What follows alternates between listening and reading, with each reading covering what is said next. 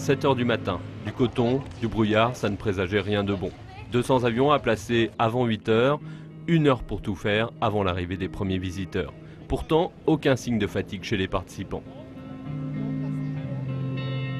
C'est bon signe, il va faire beau, ça va se lever tout ça.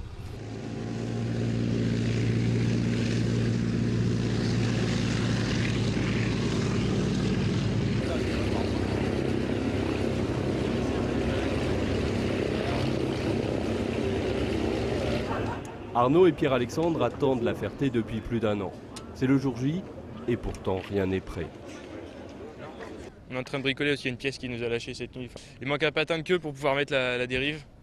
D'accord. Donc il n'a pas supporté le transport malheureusement. 1 an de travail acharné pour construire cette réplique de la Demoiselle, l'un des premiers aéroplanes. Tous les passionnés préparent ce rendez-vous depuis plusieurs mois. Mais comme tous les ans, les derniers jours sont les plus excitants, les plus fatigants aussi. Il faut de la motivation pour aller travailler dans le hangar jusqu'à 1 h du matin ou quand il fait -5. Une motivation partagée par les organisateurs. Notre année à nous commence avant le meeting et puis après l'année est terminée quasiment pour nous et on attend la saison prochaine pour pouvoir recommencer. Donc on prépare les avions pendant tout l'hiver et donc c'est la grande kermesse pour nous cette date-là.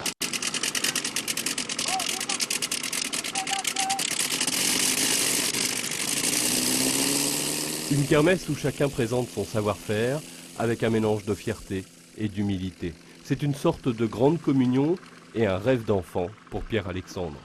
C'est l'idée que j'avais depuis que je suis tout petit.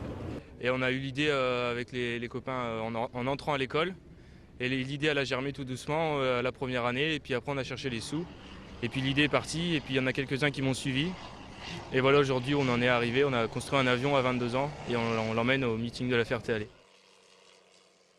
Le starter tient le drapeau comme ça, vous êtes au sol, ça veut dire que quelqu'un se présente à l'atterrissage, que vous ne voyez pas forcément.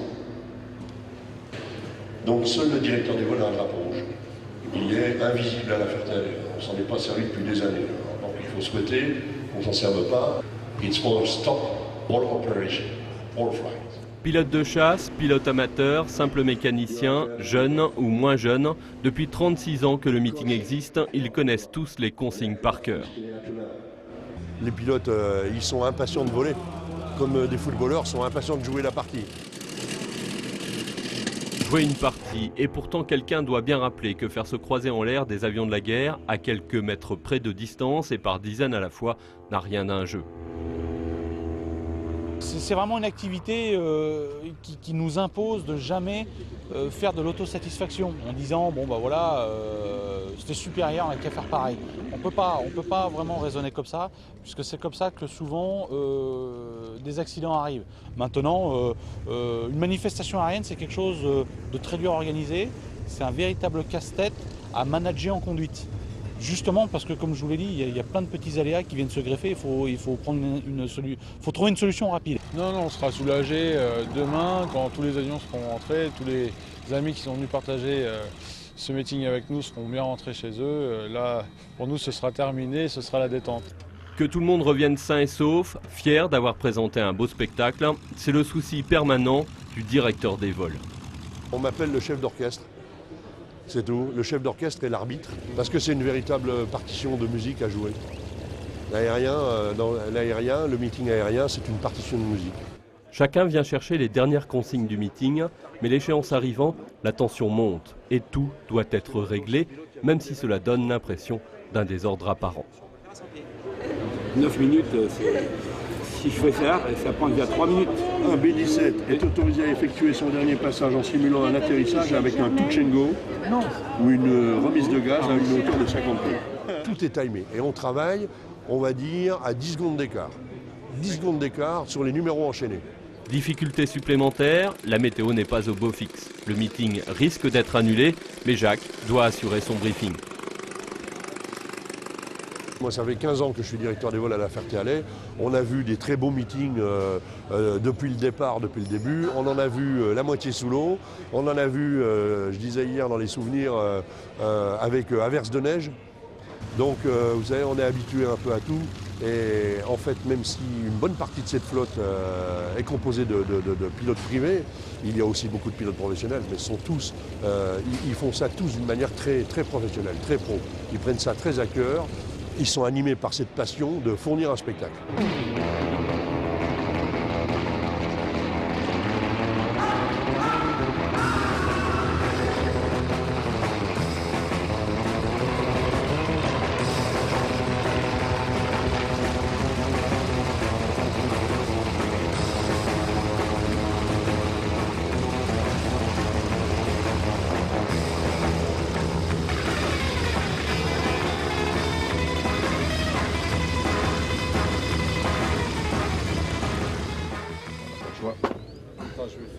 Non, forcez pas dessus les gars.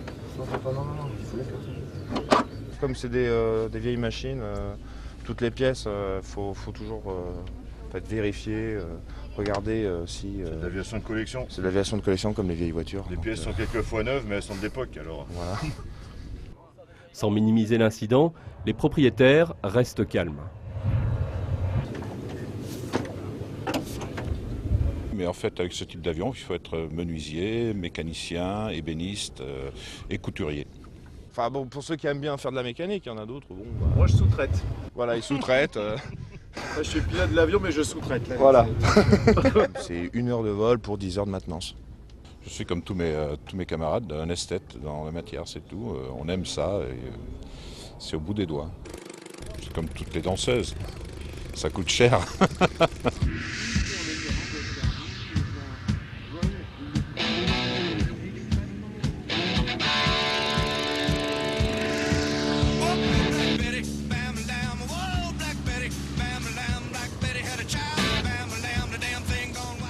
Et voici dans cet avion Jean Salis. C'est l'âme de ce meeting. À 71 ans, il continue à voltiger au-dessus de son aérodrome. Je suis né un peu sur un terrain d'aviation. Mon berceau, ça a été ce terrain-ci. Et j'ai commencé à voler, j'avais 11 ans, le jour de ma première communion. Et puis à 14 ans, j'ai été lâché en planeur. Et puis après, j'ai continué comme ça à faire voler des avions. Donc j'ai appris à faire de l'aviation comme on peut apprendre à faire du vélo. J'ai fait exactement la même chose avec mes enfants. Aussitôt qu'ils ont eu l'âge d'attraper les commandes, c'est-à-dire vers 11 ans, eh bien oui, je leur ai appris à piloter. Symbole de ces avions de guerre, le B-25 est l'un des plus lourds, mais aussi l'un des plus bruyants. Le piloter, c'est faire corps avec toutes les vibrations de sa carlingue. Après avoir fait preuve d'une grande longévité pour avoir servi dans l'armée américaine pendant plusieurs guerres, il s'est bâti chez les pilotes une réputation de bombardier très fiable. C'est beaucoup plus physique, surtout le B-25, c'est vraiment un avion d'homme, on avait l'habitude de dire. Il est lourd, mais à la fois extrêmement puissant, extrêmement manœuvrant. Le bruit est infernal, mais le pilotage est très agréable. Ce qui est extraordinaire quand on doit piloter une machine comme ça, c'est qu'on doit tout faire. On doit faire aussi bien l'aspect entraînement que l'aspect opérationnel, que l'aspect maintenance. Et c'est ça qui est très intéressant. On n'a rien réinventé dans l'aviation moderne. C'est juste les chiffres qui ont changé. On vole beaucoup plus haut, on vole beaucoup plus vite. On emmène un tonnage d'armement différent, des armes différentes. Mais les principes liés au vol, la façon de gérer le vol à plusieurs reste exactement le même. Les pilotes aux commandes de ces machines, loin d'avoir la grosse tête, prennent conscience des petits miracles réalisés par leurs prédécesseurs. Et quand on étudie un petit peu les avions de l'époque, on se rend compte qu'en fait, ils avaient déjà tout essayé. Ils connaissaient les principes généraux, donc ils n'avaient pas les ordinateurs pour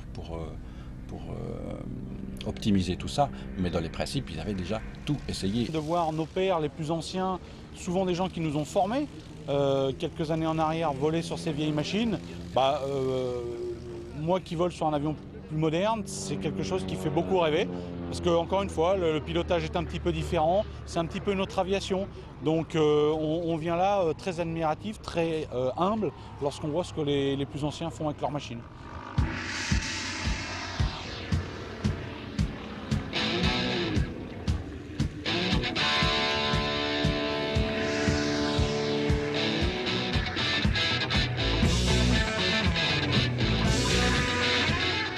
À La Ferté, tout se fait au drapeau. Un système qui pourrait paraître un peu dépassé et qui pourrait inquiéter plus d'un novice. Mais c'est une histoire de confiance, même si en réalité, tout est millimétré. Ça tourne comme un porte-avions sur lequel il y a différents types d'avions. Donc il y a une section sol bien développée, la piste avec un responsable. Toutes les contraintes qui se greffent en cours de journée sont prises en compte, soit météo, mécanique, etc. Ça se gère, c'est digne d'un plan militaire parfaitement élaboré.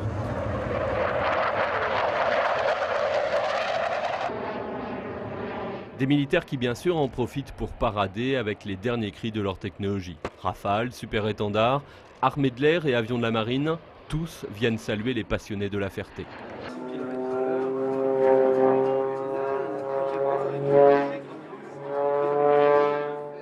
Des passionnés à la limite de l'inconscience, plus à l'aise dans un looping que les pieds sur terre.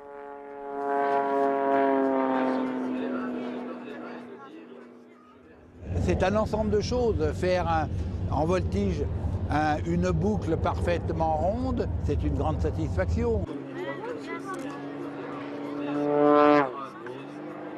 Le rêve, eh bien, à la fin, c'est quand même de dire est-ce que je pourrais voler comme un oiseau?